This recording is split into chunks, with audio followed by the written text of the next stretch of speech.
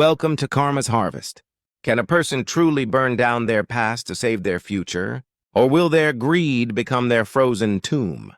The village of Oakhaven, once a jewel of prosperity, has become a graveyard of ice, and the time has come for the inhabitants to pay the interest on the kindness they refuse to lend. When the sun provides no warmth, and gold cannot buy a single spark, what is a soul actually worth?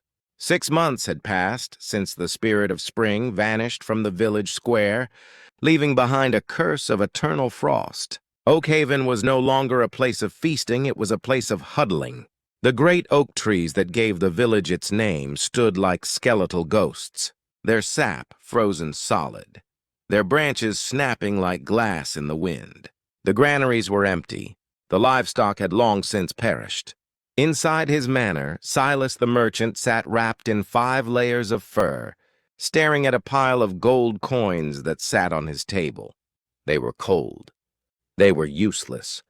He would have traded every sovereign for a single warm loaf of bread or a bundle of dry kindling, but there was none to be found. The village elders met in the frozen hall of the mayor, their breath coming out in thick clouds. Just as they were about to discuss the final rationing of their remaining coal, the heavy doors groaned on their frozen hinges and swung open. A figure stood there, draped in a cloak of shimmering silver that seemed to reflect the moonlight. Even in the middle of the day, this was not the ragged beggar from before. This was the messenger, the one who carries the scales of karma. He didn't walk. He seemed to glide over the frost, his footsteps making no sound. He stood before the mayor and Silas, his face hidden in the shadow of his hood. "The ice you see outside is not from the clouds," the messenger spoke, his voice sounding like the cracking of a glacier. "It is the frost from your own hearts manifested. You refuse to share the warmth of your hearths, and so the universe has taken the warmth away." Silas, trembling with both cold and fear, stepped forward. "We have suffered enough. We will give anything to end this. Take our gold, take our jewels. Just bring back the sun." The messenger let out a hollow laugh. "Gold is just yellow stone in a world without life. To melt the great frost, a different kind of fuel is required. To earn 1 hour of spring, you must offer one thing of true value to the flame. Not your waste, not your leftovers, but the very things you locked your doors to protect. For every house that is offered to the fire, the sun will shine for a day. Who among you will be the first to sacrifice their comfort? For the survival of the whole?" A heavy silence fell over the room. The villagers looked at each other with suspicion. They were being asked to destroy the very wealth they had spent their lives hoarding. Silas backed away, his eyes darting toward his mansion on the hill. He had spent 40 years building that estate. It was filled with tapestries, fine furniture, and the ego of a man who thought he was untouchable. "I will not," Silas hissed.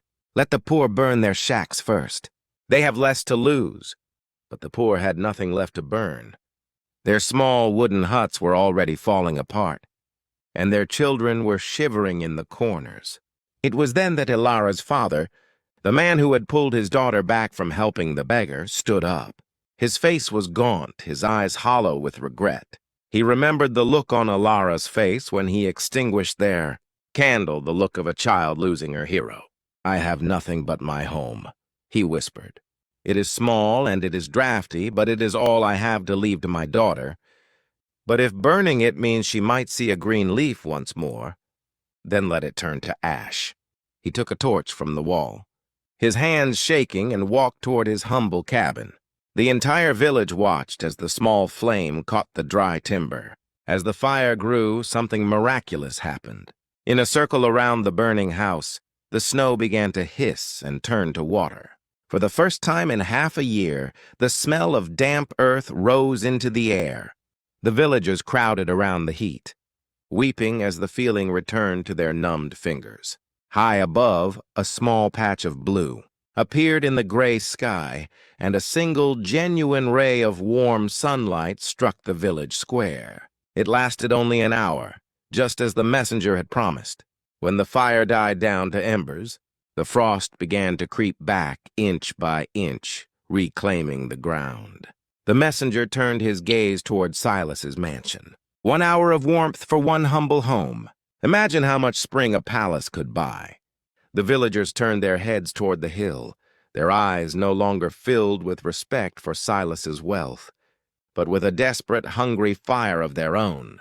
Silas realized then that he was no longer the master of Oakhaven. He was the obstacle. The karma he had sown by closing his door was now knocking on that very same door with a torch in its hand.